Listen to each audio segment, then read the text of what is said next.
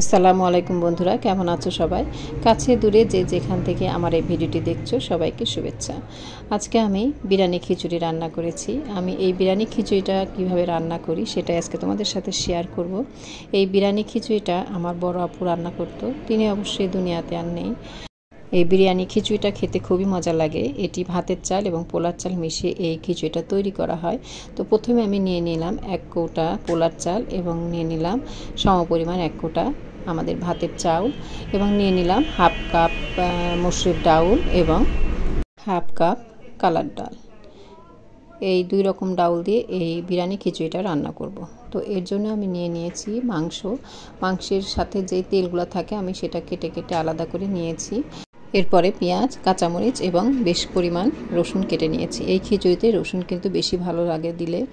তো আমি প্রথমেই প্যানে কিছুটা তেল দিয়ে দিলাম তেজপাতা, এরপরে দিয়ে দেব রসুন, এরপরে দিয়ে দেবো পেঁয়াজ কুচি এবং কাঁচামরিচ।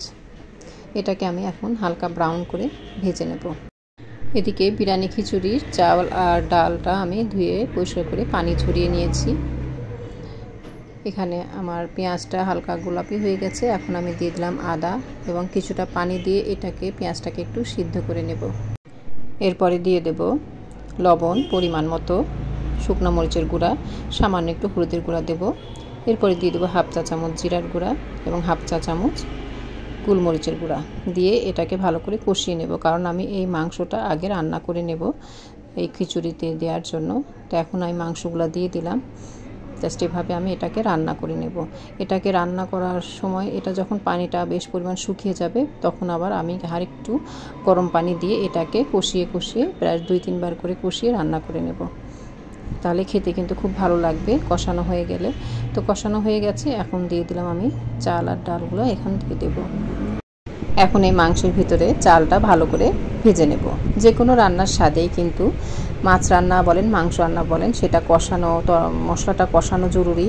আর পোলাও বিরিয়ানি যেটাই রান্না করি চাউলটাকে ভেজে নেওয়া হচ্ছে সবচেয়ে বেশি জরুরি।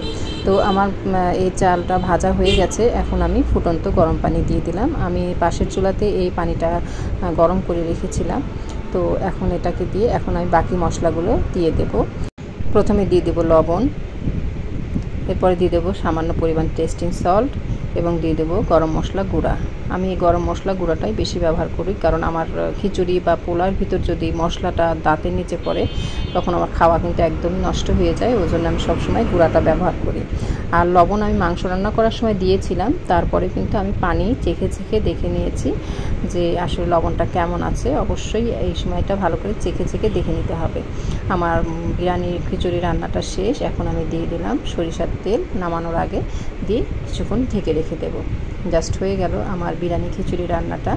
দেখুন কি সুন্দর হয়েছে। আর মাংসগুলো ছোট ছোট ছিল বলে মাংসগুলোও কিন্তু খেতে ভালো লাগবে। তো আজকে আমি একটু বোরের আচার দিয়ে এই বিরিয়ানি খিচুড়িটা খাবো। খেতে কিন্তু অসাধারণ হয়েছে, খুবই ভালো লাগে। এই খিচুড়ি খেতে বসলেই আমার বড় বোনের কথা মনে পড়ে। তো যাই হোক বন্ধুরা, আমার ভিডিওটি তোমাদের ভালো লাগলে অবশ্যই লাইক, কমেন্ট, শেয়ার করে দেবে। ধন্যবাদ।